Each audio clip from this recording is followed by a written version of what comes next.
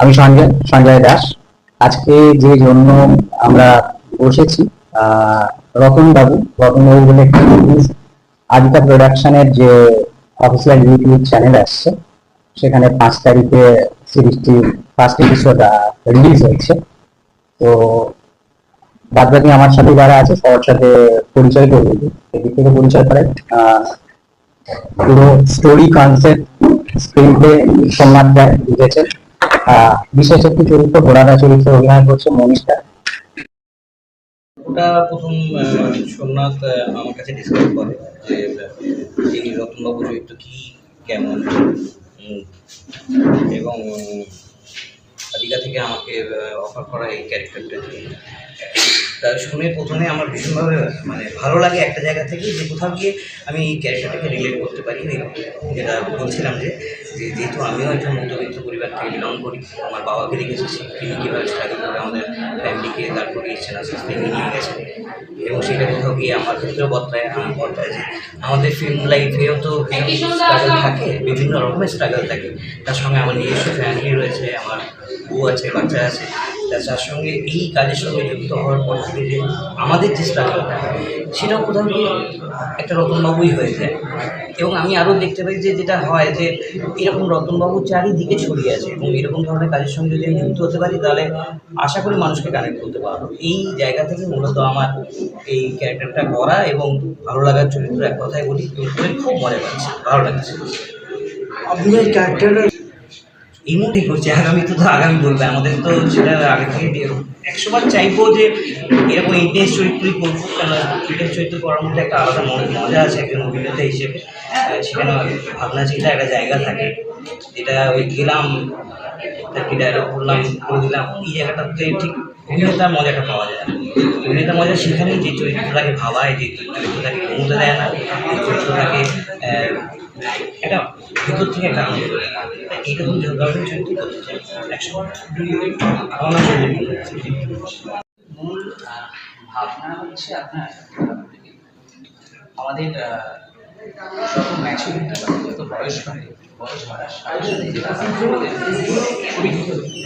পৃথিবীটাকে দেখার চোখটা বদলাতে থাকে, দেখার চোখটা অনেক বৃদ্ধি হতে থাকে, এবং আলটিমেটলি বয়স বাড়া মানে হচ্ছে জীবনবোধ অনেক গভীর।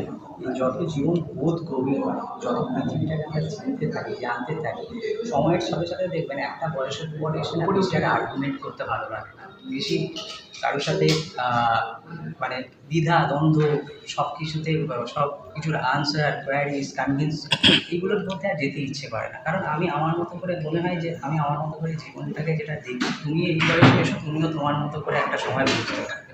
তো সেই জায়গা থেকে যেটা হয়, আমার গল্পের যে মুখ্য চরিত্র রতনবাবু, উনি মধ্য বয়সে দাঁড়িয়ে থাকা একজন মানুষ। এই গল্পের যে মেইন প্রোটাগনিস্ট মধ্য বয়সে দাঁড়িয়ে থাকা একজন মানুষ। কেন?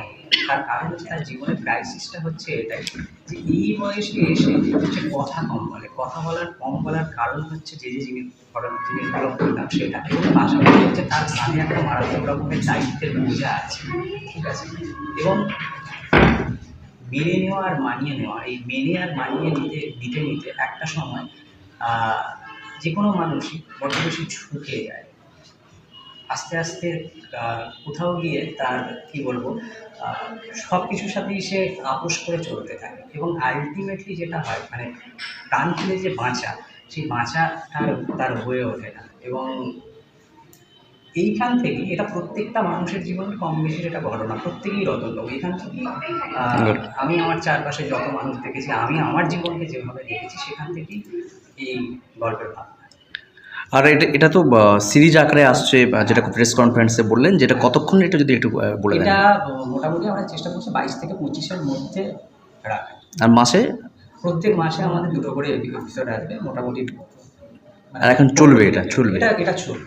আর ইউটিউব চ্যানেলের নামটা যদি একটু বলে দেন। হ্যাঁ, প্রোডাকশন অফিসিয়াল ইউটিউব চ্যানেল। এবং এটা দেখার জন্য কোনো চার্জেস বা কিছু লাগছে না, পুরো জাস্ট সাবস্ক্রাইব করলে বা এমনি গিয়ে সার্চ করলেই হবে। দেখার সাথে। Thank you. চরিত্রটা করে তো অবভিয়াসলি খুব ভালো লেগেছে, কারণ যেরকম আমিও মধ্যবিত্ত পরিবার থেকে বিলং করি, মাকে দেখেছি এইভাবে স্ট্রাগল করতে।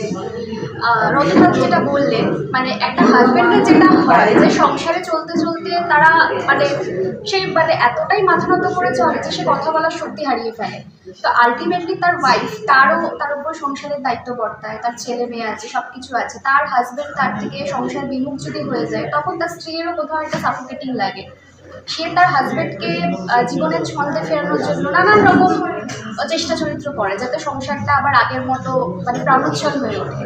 তো সেই স্ট্রাগলটা একটা মিতার স্ট্রাগল। তো সেইখানে রতনবাবুকে কীভাবে আগের হাজব্যান্ডের এই মানে প্রাণোচ্ছল হাজব্যান্ড হিসাবে ফেরত পাচ্ছে, তো সেটাই একটা মিতার জার্নি আর কি, যেটা আমি প্রত্যেকটা মধ্যবিত্ত পরিবারেই আমরা দেখে থাকি যে রোজনামা চায়, একঘেয়ে জীবন হয়ে যায় সকলের, সেটাই।